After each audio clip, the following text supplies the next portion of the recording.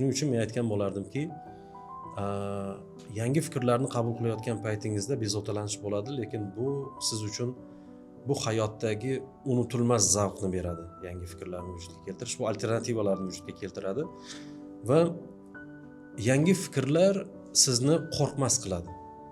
Qo'rqish o'zi aslida ma'lum bir ijtimoiy hodisani tushunmaslikdan vujudga keladi. Bashorat qila olmaslikdan vujudga keladi. Har qanday qo'rquvning asosida shu yotadi.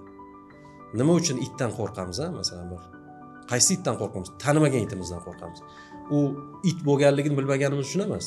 Uning harakati qanday ekanligini bilmaganimiz uchun qo'rqamiz. Bilimi kam odamlar nima uchun bu hayotdan ko'proq qo'rqadi? Chunki oldidagi bo'layotgan ijtimoiy hodisani tushunmaydi, bashorat qila olmaydi. Shuning uchun qo'rquvga berilib ketadi. Siz qanchalik bilimli bo'ladigan bo'lsangiz, shuncha qo'rqmas bo'lasiz. Shuncha jur'atli bo'lasiz degan masala. Shuning uchun aytgan bo'lardimki, ko'p kitob o'qish, yangi fikrlardan qo'rqmaslik muhim hisoblanadi va hokimiyatga aytgan bo'lardimki,